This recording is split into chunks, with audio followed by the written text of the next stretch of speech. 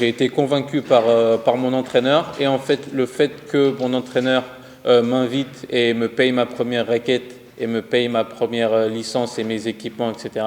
Donc j'ai trouvé justement l'investissement de l'entraîneur et de mon club intéressant, et que j'avais vraiment rien à perdre.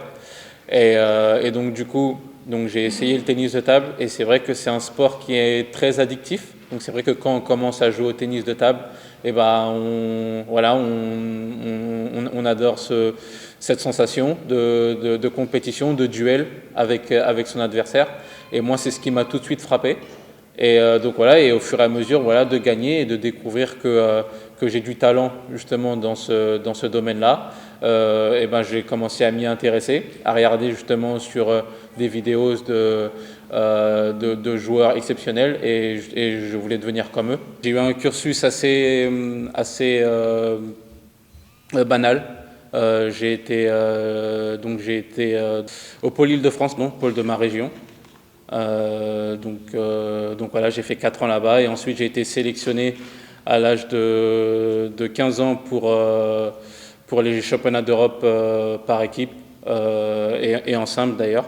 Donc voilà, j'ai été titré champion d'Europe jeune en junior.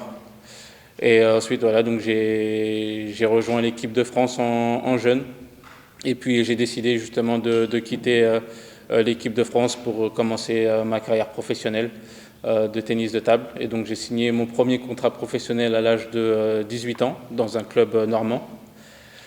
Et donc voilà, donc j'ai joué 4 ans professionnel dans un club français.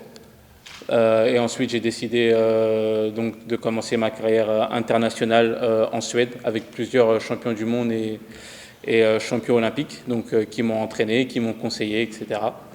Donc voilà, et puis j'ai commencé à jouer pour le Sénégal en 2019.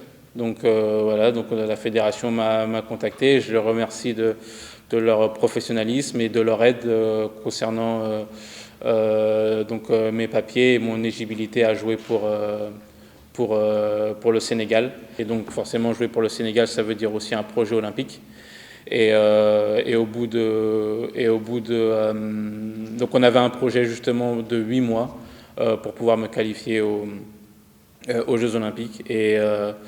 Donc on a mis un calendrier en place avec ma fédération, et bien sûr avec l'aide du ministère des Sports et du comité olympique, qui nous ont soutenus pour tous les investissements, pour pouvoir me permettre justement de faire toutes ces compétitions, ces stages, etc. à l'étranger. J'ai obtenu ma qualification l'année dernière, le 28 février 2020, l'année dernière.